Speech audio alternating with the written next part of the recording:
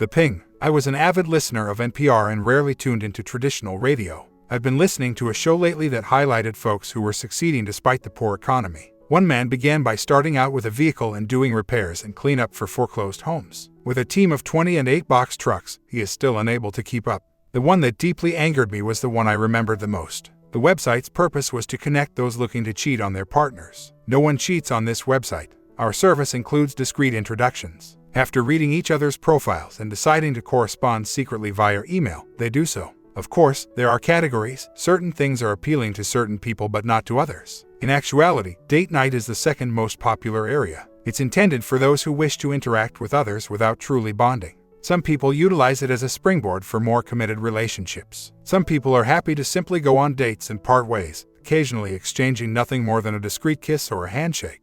The presenter was curious. Are you not even remotely worried about the ethical side of things? It appears as though you are supporting and enabling the dissolution of marriages. It didn't stop her. We merely provide the chance to consider possibilities. We don't promote anything. Once again, they have to go right away and become private as soon as they make contact on our site. Not an exemption. A permanent ban from the website will be imposed on anyone found to have broken that rule. Tell me, do you ever face litigation? Her sly smile was audible over the radio. Although they've all been dismissed from court, people have attempted. All we do is facilitate communication amongst like-minded individuals. Again, we have no control over what individuals do after they leave the site.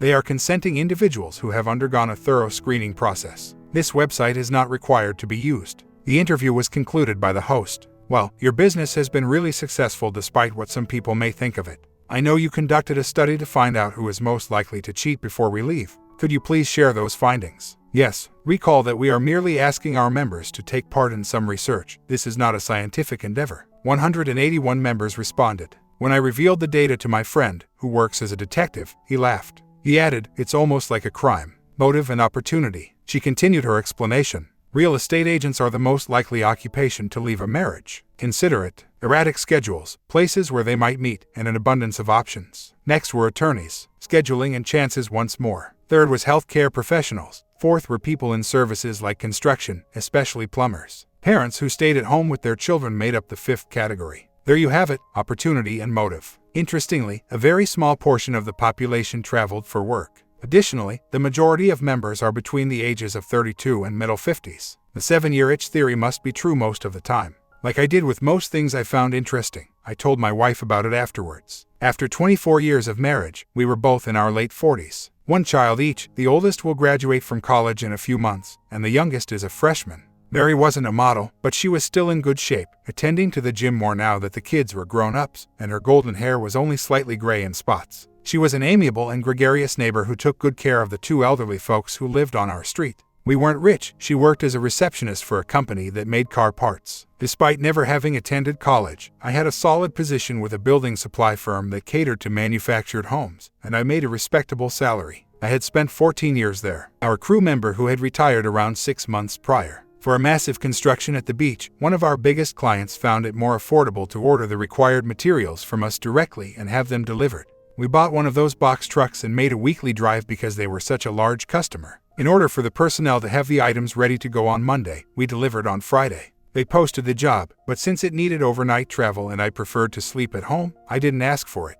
The young man who loved the beach was given it by the boss, but he enjoyed it so much that he found work there, left the van, and vanished. The next driver, who was likewise young, crashed the truck after having one too many beers. I was called into my boss's office. I'm not going to mince words, Bill. To do these runs, I need someone who is trustworthy and knowledgeable about the industry. As a courtesy to the company, I would want to ask you to do it for a few weeks. We'll post an advertisement and try to locate someone. Are you going to do it? Finally, once they had adjusted my hours, I consented. I had been taking 3 days off and working 4 10s. I now put in 4 8-hour workdays, drove the truck home on Thursday, departed at 5 on Friday morning, and spent 4.5 hours driving to deliver the material. Occasionally I had to deliver to certain locations and was generally finished by 5 people. Other times I had to deliver to their little warehouse and was finished by 1 or 2 people. Unless I worked longer, I got paid for 12 hours of work. They paid for my lodging, lunch, dinner, and breakfast the next day. They even covered the cost of the 4.5-hour travel home. It took a significant toll on our family life, which first made Mary not so fond of it.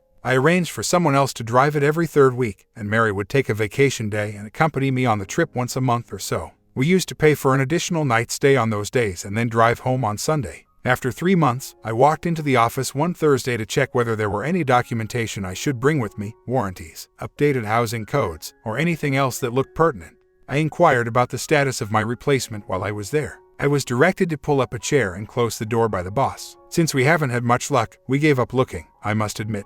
The developer is in love with you, the shipments are finished, and in the unlikely event that something is overlooked, you take the time to visit Lowe's or Home Depot and, if they have the necessary supplies, make the correction. He took your suggestions to enhance flow seriously when you inspected his warehouse. He saw me scowl, anticipating my next move. Avoid saying no immediately away. If you accept, the pay is $3 more per hour, and I'll offer to give you your previous position back and keep the rise if you decide to leave within 6 months. Return home and discuss it with your spouse. We did discuss it. Although Mary didn't like it, she appreciated the additional revenue. We committed to paying the additional amount each month toward the debt because our house was practically paid for. In addition, we both decided that I would return to my previous employment after 6 months. I used to detest it.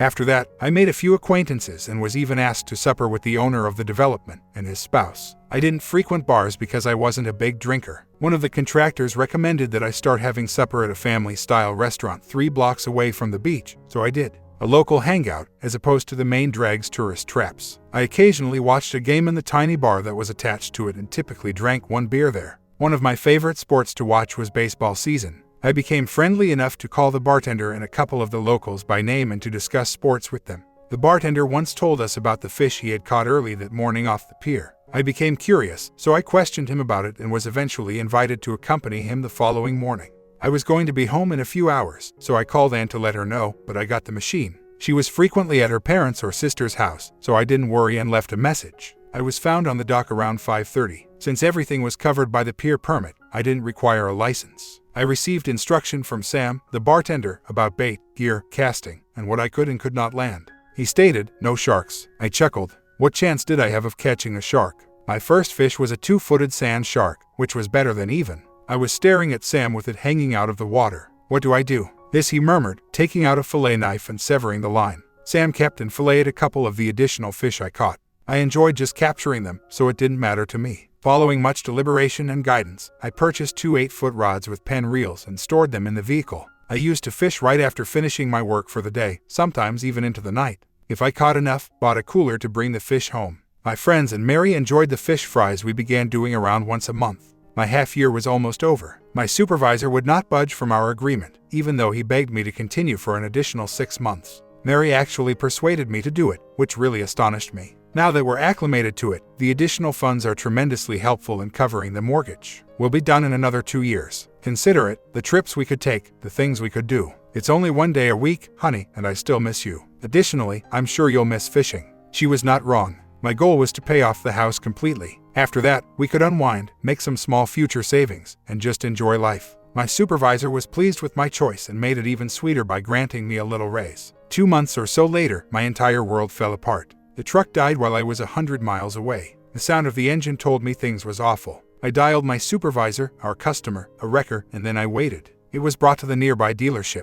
I realized that I wouldn't be able to make my delivery and that they wouldn't be able to fix it until late afternoon or early the next day. I could have stayed overnight or left and gone home. Since I wasn't that far away, I reasoned that it would be pleasant to surprise Mary by returning home. I was able to avoid renting a car because the dealership provided me with a loaner. When I turned into our street that evening, it was about 7 o'clock. Mary left the house when I was 5 doors down. She was wearing an outfit that I had never seen before, and I thought it was gorgeous. She pulled out fast, as if she was in a rush. I tried to stop her by calling her cell. The 3rd ring was heard by her. "Let me guess, you're on the pier." "No, honey, I'm actually right behind." "Honey, the oven's timer just went off." "Hold on a second. I'm trying out a new casserole. I'm hoping you enjoy it." How long had she had her oven installed in her Camry? "So you're at home." She gave a real belly laugh. "I am, of course. Where did you anticipate me to be?" "My hair is all up, I'm wearing my old robe, and I have a new mask on my face, slated to take a few years off. Regarding a younger bride, how would you feel?" "It would make me feel a whole lot better than I do now."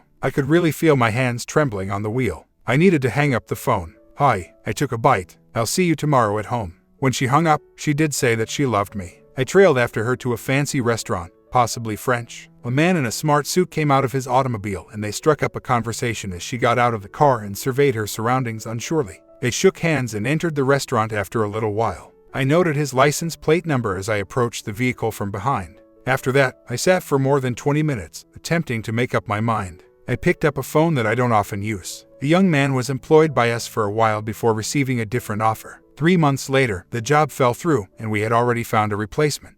I was aware of his unemployment benefits and financial difficulties. How are you, Jerry? Have you secured employment yet? Not at all, unfortunately. Hi, are you occupied at the moment? Would you and your spouse enjoy a wonderful dinner at my expense, along with some more spending money? Sounds good. Okay, let's meet at the 3rd Street Kroger as soon as possible, and I'll walk you through everything. Jerry, it's not against the law. After 30 minutes, he pulled up. He left with his relatively young wife. She paused, then started talking before he could. Why don't you simply approach her inside? Maybe she's planning a surprise for you, or it may be nothing at all. Perhaps he is a distant kin. Anything could be the cause. I concurred with her. You're probably right, but I'd look like a trash barging in there, and she could say anything and I wouldn't be able to dispute it. What if it's not innocent, though? But what if she is cheating on him? What happens if it has persisted for some time? It's better this way, no. No one makes a scene or is accused, and I'll find out, one way or another. But if you decide not to do this, I'll understand. You can choose where to have a great supper, and I'll still pay for it. She moaned as she met my gaze. All right, but swear to me that you won't turn aggressive if things goes wrong. I am aware when I responded to her, tears were in my eyes. I've been in love with this woman for 24 years. She may have deceived me, but I could never harm her physically. All I have to know is, please. They concurred. I pulled up several of her photos on my phone and showed them. It was possible that they would depart shortly, and if that happened, I wanted them to make sure they followed them and took as many photos as they could. I gave them $300 in cash and promised to give them more at a later time. When they left, I returned to the town where the vehicle was located, found a motel, and slept for as little as possible. The next morning, I gave her a call and informed her that I would need to be gone on Sunday in order for them to unload me early on Monday. For real, she seemed upset that I would be away for the entire weekend. I then gave Jerry and Amy a call. Avoid telling me just yet. I would like to speak with you both in person to hear your thoughts and feelings. I also want you to watch my house from, say, 6 till 10 tonight since I won't be there. Go home if she doesn't leave. Follow her and take pictures if she does. When I visit you, I'll have some more cash for you. In the adjacent town, I met Jerry and Ann and had coffee with them. Jerry remarked, I don't know what to tell you, man. Amy, meanwhile, nodded. We went inside, and they were almost done with their meal, so we sat at the bar and ordered drinks. They then proceeded to the Platinum Club, which is for individuals your age and older. They danced a lot till just before midnight, at which point he returned her to her car. After exchanging brief kisses and a few minutes of conversation, they got into their cars and drove off. She left right away for home. After about an hour of watching, the lights went off and nobody showed up, so we packed up and departed. Watching her was somewhat strange. Amy shared her opinions. It was undoubtedly strange. I don't know, it seemed like a first date. When I went home, she saw that I was depressed. I ate a quiet meal that she had prepared. She became aware. Honey, what's wrong? Had a negative vacation experience. I looked up slowly, trying not to make a facial expression. Yes, it was quite bad. The entire weekend was ruined by the truck breaking down. To open the warehouse for me, they had to arrange someone, and that someone arrived late. After that, I went to the restaurant I had always loved, but the food there wasn't all that great. I didn't even get a chance to unwind at the pub because a man made a big deal out of finding his wife with another man, apparently on a romantic date. I couldn't resist. My mouth was left with a terrible taste by the entire incident. Tell me what you would have done if you had seen me seated there with a date in a restaurant. Would you start a fight? She gave me a hint when she didn't respond right away. I'm not sure if I would make a scene, but I would be astonished and upset and probably very sharp with you. Even though it might be benign and have a good reason, I would still really like to hear it when we came home. I simply gazed at her. Are you serious? I don't think I would be discreet if I happened to walk in on you with another man. I would most likely crumble like a watch from a flea store. There wouldn't be any waiting to return home, so you had better come up with a really compelling justification immediately. She blushed a little, but she quickly recovered. Honey, you have nothing to be concerned about. The man of my life is you. It's possible that the woman you observed had a valid reason, so try not to pass judgment too quickly. She was having supper with a relative or an old friend, perhaps. It's possible that you overeat it. I wouldn't give up on it. Not in my opinion. The guy she was with vanished into thin air. She was apologizing, telling him it wasn't what he believed, and he was yelling at her to be easy. In any case, I believe that the emotional infidelity she was engaging in, even if she wasn't aware of his presence, was just as wrong as the physical one.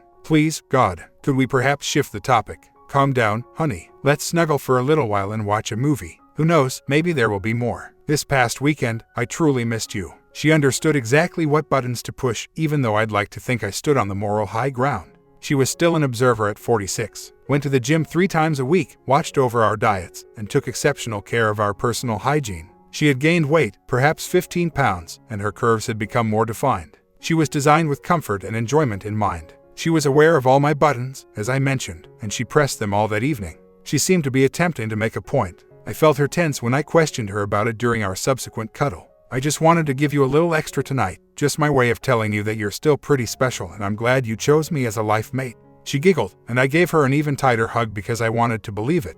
You did fairly well out of it. Have you recently seen Myra? When we first started dating, Myra was her only real rival. Time had not been kind to her. At 5 feet tall, she needed to weigh more than 250 pounds. She had a triple chin instead of double chins. She was still attractive when she was younger. I was unable to resist. Yes, I'm sorry for her. Even though it was her fault, she went through a difficult divorce the last time. There always appear to be consequences to cheating. In this instance, her self-esteem was so damaged that she drowned in cookies and ice cream. Perhaps she will find a faithful partner. I really hope so. It is disheartening to choose to continue at our age alone. I knew it affected her. She got up and went to use the restroom, staying in so long that I fell asleep. That Friday night, I asked Jerry and Amy to see how she was doing. She never left the house while they watched it from 6 to 10. The following week, she stayed put and I began to unwind. The following Friday, she left the house at 7, looking put together. I had no idea she was such a fan of French food until she returned to the same establishment. This time, it was a different guy, and they had just finished supper. After a brief kiss once more, she left to go home by herself. The next Monday at work, Jerry showed me the photos of them along with his license plate. I made a strong effort to get him back when a vacancy opened up. The next night, he requested me to meet him at his house. When I arrived, he showed me his cousin. My name is Billy. He is a technician who verges on being a nerd, among other things. He was hit in the arm for it. He went on, taking out a crate from his garage. He received this quite fancy GPS system as payment for installing some security devices for a man. This is what I'm thinking. You are employed, and I am aware that your income is not substantial. Although I felt awful accepting it, it was helpful for our bills. This is what I believe you ought to do. Billy will provide you with an excellent price for this item, installed. Just bring her automobile to us for 1 hour, that's all. When he gets in, he'll configure it to ping my PC in the event that it departs your residence after 6 on Friday. Amy, Billy, or I will follow her to the address she stops at and capture some photos. Once we're gone, keep an eye on any movement. We shall know if she returns home. If she heads off somewhere else, we'll find out where she's going, drive by, and take some pictures. The time she arrives home will be recorded by the system for your perusal. By then, Amy had returned home. It has also made you feel bad. Yet based on what I've observed, they're just dates. After going out, she always returns home before midnight, alone, having eaten, talked, and maybe danced. To be honest, I don't think she's searching for a good time. Do you think what she's doing is acceptable for a married woman? Her countenance turned crimson. No way. Billy and his spouse cheated on me, just like my previous husband did. These are threshold events, in my opinion. They may not seem severe right now, but they could lead to catastrophe. How long until she feels secure doing the nasty, if she can do it without getting caught sleeping together? Better put an end to it quickly. Start by asking her directly what the hell is going on, and move on from there. After giving it some thought, I told them that I would drive her car on Wednesday since it needed an oil change and that Billy could install the unit after that. The following Saturday, I gave her a pretty good shaking without directly confronting her. I had returned home long enough to clean up, get a beer, and put the fish I had caught in the freezer. We sat on the terrace, pondering over whether to order takeout or go out. She said it didn't matter what she was in the mood for when I asked. How about in French? Le Petit Chateau is a restaurant that my supervisor informed me about and stated was excellent. Still, it's a bit pretentious. Do you want to dress up? Her face went nearly completely white. She got herself together quite soon. Not really. The more we discuss it, the more I believe we should just call Wang's, grab some egg rolls, hot and sour soup, and some General's chicken. Sounds good. Lazily agreeing, I said that I didn't feel like getting dressed up. It had been years since we hadn't played on a Saturday, and that night neither she nor I made any advances. I put the whole thing to rest after enduring it for 5 more weeks. She was dating him 4 Fridays out of the week and had established a consistent relationship. They were beginning to stay late at dinners and plant tender lips on one another. That Friday, I arrived in town 3 hours ahead of schedule after driving the truck and boarding a small commuter airplane.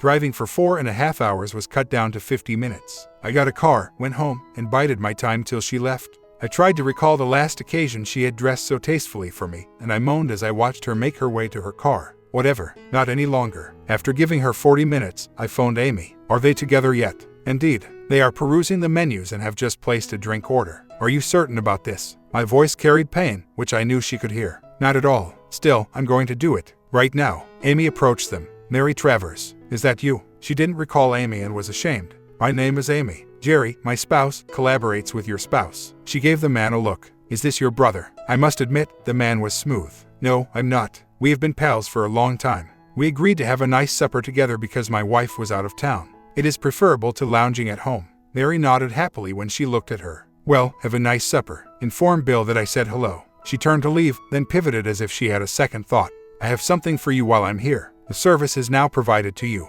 Okay, so she wasn't actually a process server after all. However, I was striving for dramatic and unexpected, which is what it was. The petition for divorce was printed in large letters on the front of the file. Mary sat in silence. Oh, by the way, it's for you. She gave Mary the cheap phone I had purchased and turned to leave. $15 and 30 minutes of complimentary airtime. More than sufficient for the discussion I wished to have. It was on speaker mode. I had listened in on the entire exchange. Mary, get up. I'm sure you're listening. If you don't, things can get really awful for you. She spoke, and I heard it, trembling a little. Bill, is that you, honey? Yes, that is me. Additionally, you can stop calling me honey. Come home, if there's still a single brain cell in your head. Right now, Mary. It might get really ugly if you don't. Her voice seemed desperate to me. Please allow me to explain, Bill. It's not what appears to be. I interrupted her. Looks like you and your steady boyfriend are having another romantic supper, honey. Do your other boyfriends feel let down? I hope you gently disappoint them. Letting them drink and dine you and then not complete the transaction seemed a bit unkind. Come home, or deal with something truly horrible, like I said. I ended the call. Jerry lingered to observe while Amy went out. From their car plate, I had discovered the name and address of every man she had dated. Everybody was wed. 2 were 63 and 30 years old, respectively. I forwarded several lovely photos of them with Mary to each of their wives, along with the date of their meeting. They didn't know where they originated from, but it was shown after in legal proceedings that it was me. Their precise location that evening was a bonus for her steady boyfriend's wife. While Mary was attempting to comprehend what was occurring, her lawyer and an off-duty police officer barged through the restaurant entrance. She yelled at Mary and threatened to slap her if the policeman hadn't grabbed her arm. I hope you have room for him at your house, because he's not coming back to mine. She turned to face her husband, who appeared to be attempting to hide beneath the table. Despite my warnings, you disregarded me. The last time I caught you, I should not have signed that post-nupt. I brought a luggage for you. There is some documentation for you from this kind officer. I'll see you in court. As she turned to go, she wanted to say one more thing to Mary. You deserve each other, so I hope you end up with him. Oh, well, have him take you over tomorrow. I'll let you and him tell our daughter, who is 12, why Daddy isn't going to be living there anymore. Along with a restraining order prohibiting him from entering the house without the presence of a court officer, the divorce papers were delivered to him by the off-duty cop. When the management arrived, they were kindly requested to leave, and Mary, who had been a devoted customer up until that point, was asked not to return. They were led to the entrance. Amy claimed that when everyone else went and she remained standing there, she was seated in the automobile. After a few moments of standing still, Mary bolted to her car, practically screeching as she left the parking lot. I invited her sister and mother over, and she arrived home 5 minutes later. They were perusing the pictures I had left with thoughtfulness while they sat on the couch. Photos of her with each of her dates, particularly the ones where they are sharing farewell kisses. Later, I learned that her mother only sat there sobbing as her sister yelled at her. I vanished from sight. I returned to the beach and made reservations at a little mom and pop motel that a friend of the bartender had suggested. It was off the usual path, ancient and reasonably priced, but it was also tidy and well maintained. Even basic cable was included. I paid with cash and didn't leave any trace. I had switched off my cell phone and taken a 2-week holiday. I used to check my phone at 8 o'clock and noon. Mary had sent a ton of messages, most of them were tearful. Some from her sister and mother, some from friends, and even my boss, urging me to give them a call back or to give Mary a call. I just made one phone call, to my supervisor. Bill, you are not where you should be. Mary must have visited this place twice and called 20 times. She nearly broke when she realized you had taken a 2-week vacation. You should give her a call. I'm not sure what's going on, and it's none of my concern. Many thanks, boss. Please give her a call and let her know I spoke with you. I'll give her a call when I get back from vacation, not right away. And let her know that I'll wait another day to call if she persists in bothering you over the phone. And I apologize to your supervisor for her call. Oh no, I'm not going to take sides in this. I'll give her a call and let her know that you told me you would give her a call when your trip was over. That's it from me. In any case, where the devil are you? You can't tell if you don't know. I'll see you when I return. I went fishing a lot, watching baseball while seated in the bar. By training and nature, bartenders are nearly physical beings. After giving it some prodding, I quickly told him the entire tale. No way back. Gently, he inquired. I fail to see how. 26 men, and that only includes the ones I've learned about. We're dining, dancing, drinking, and dressing up for them. The fact that they didn't sleep together is irrelevant. She cheated on me each time she went out of the home to see them. Could you tolerate that? I'm not sure how to respond to that. The actual query is if you can manage to. Veracity, I was unable to. I returned to my hometown and my job, but not to Mary. She made a valiant effort. She had to be barred from the premises by my boss. The dance began when she at last found a lawyer. She made every effort to resist it. I refused to talk to her at all. I would disappear from wherever I was if she could locate me. She made so many messes in my apartment building's parking lot that I was on the verge of being evicted that I had to finally acquire a restraining order. After 4 months, my lawyer and hers finally came to a deal she would stick to. 6 therapy meetings. Only more if I believed it would result in something. The divorce would proceed if not. Those 4 hours were undoubtedly the most agonizing of my life. I liked the counselor when I met her, so I gave in a little. She had 6 sessions, the first 2 of which were solitary so she could hear all sides of the tale. It was essentially a waste of time to have the first joint session. Mary merely sat there sobbing and pleaded with me to come home. The counselor sighed as I glanced at her. Mary, this isn't helping at all. There needs to be dialogue and give and take for the session to be successful. What sparked the disagreement? Is there a way to fix it? I will not place blame, but I must ascertain which spouse set off the sequence of events that brought us to this point.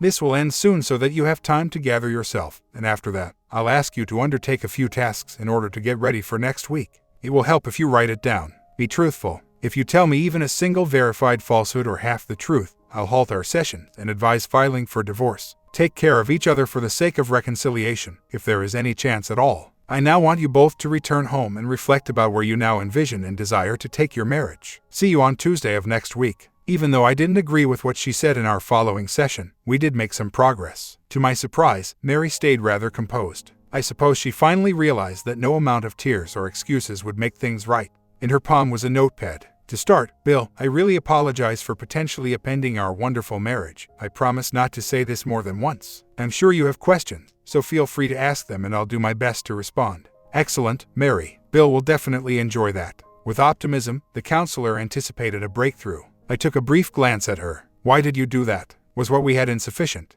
Was I insufficient? Why didn't you say anything if you were upset? You know that I would have done everything to make things right. She sobbed and excused herself to use the restroom. I gave the counselor a nod after 5 minutes and stood up to go. My hand had hardly brushed the door when she stormed back in. Bill, don't leave, please. Right now, I'll be okay. Mary, you still haven't responded to my query. Why not? Stupidity and boredom. When you first started going away each night, I was okay for a while, but eventually I became bored. There is a limit to how many times you can see your family before growing weary of one another. I laughed heartily. So, I'm bored, so I'll just slip out on my husband. He'll never know, and I'll have a good time. Is that what you were thinking? Yeah, but no, I am not sure. All I wanted was to be done with watching TV at home while you were out at restaurants, drinking in bars, and checking out bikinis. Why was it impossible for me to accomplish that? I gave up and turned to go. The counselor had to persuade me to return after 2 weeks, telling me that if I kept my word, the situation will end eventually. She appeared gaunt and drowsy. She had unkempt hair and no makeup on. She was a defeated woman. Now it was my time to talk. Sincerely, do you suppose that during my absence, I was taking little vacations? I was at work, screw you. While I did enjoy the fishing, I do not consider sleeping alone in a foreign bed, driving for hours on end, and eating food that is not even close to what you fixed to be vacation material. And one pieces. Yes, I did see a lot. In the midst of summer, that was the freaking beach. So I looked, but that didn't prompt me to hunt down their moms and ask them to dinner. I paused to allow my breathing to return to normal. Okay, tell me, how did you become to know these guys? How many people were present? I'm more knowledgeable than you realize, so be very careful while lying. If I find you telling a falsehood, I'll walk away and not return. At all. Her head was hung low. You told me where to look. What in the world are you discussing? She would not glance up. Do you recall your outburst against that dishonest website from the previous year?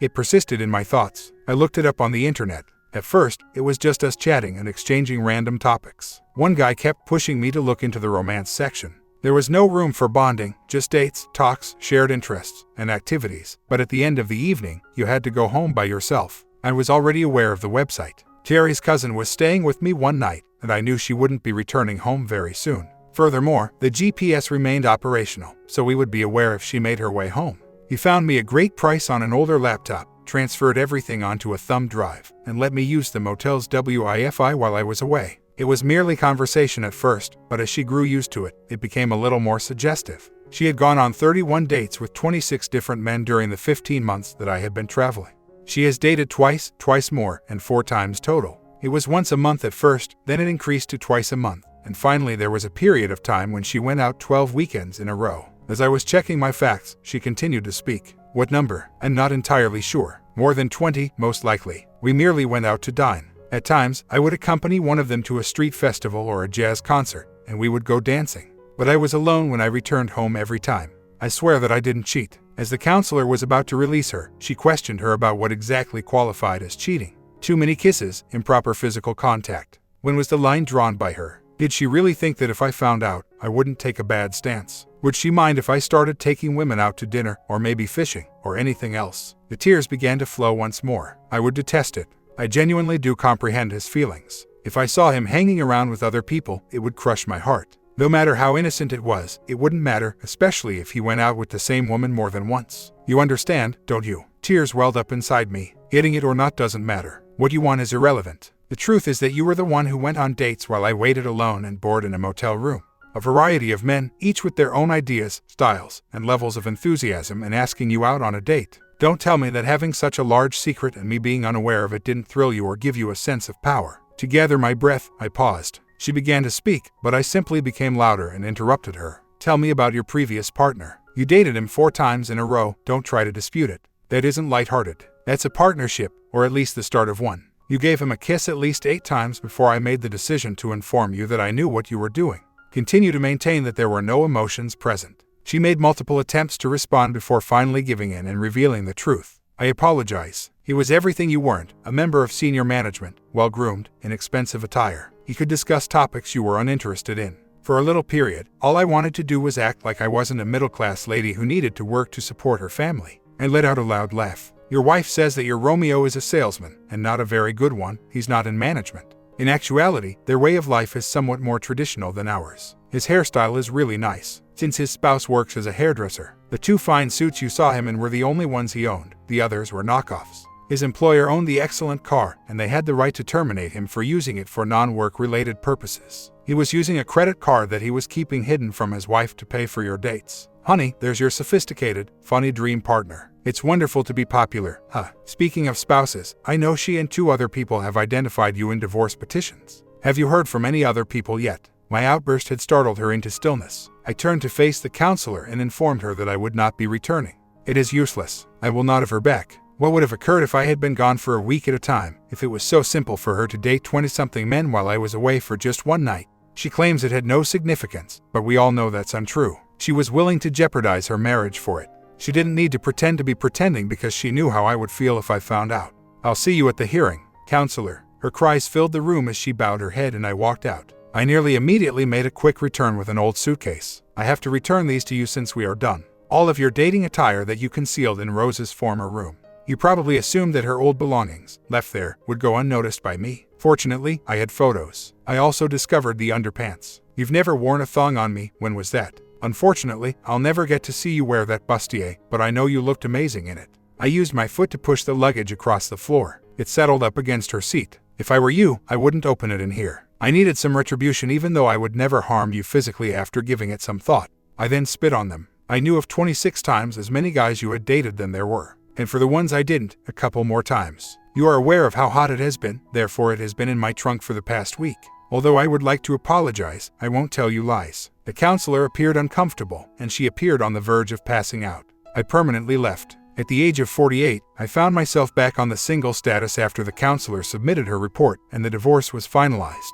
Of course there was fallout. Charlene, our eldest, was baffled as to why I couldn't let it go. She had several employment options and was about to graduate. She was also engaged to a rather reasonable-seeming man. He still had nearly a whole year left as a junior. I know you've had employment chances, Charlie, honey. Let's assume the company you've always wanted to work for offers you an entry-level job at a good wage out of the blue. The distance is a disadvantage. After discussing it with Tony, you decide that accepting the position will benefit you both. You're working alone up there when you learn that he's been seeing a lot of different ladies. Only dates, no connecting. Do you think that kind of action is reasonable? Even though he isn't sleeping with them, he is abruptly shown to be dating the same woman for a month. What would you do about it? She ceased attempting to reconcile with me even though she had no response. Our 19-year-old daughter, Rose, was more realistic. Dad, you made the correct decision. Not that I could have tolerated it either. It is unfortunate that you squandered so many years. Honey, I didn't waste them. I have both your sister and you. It would have been worthwhile just for that. And I felt that our marriage was fantastic up until this last year. The same thing I've advised Charlie is to not exclude your mother from me. It's okay to express your anger to her. She didn't outright betray you.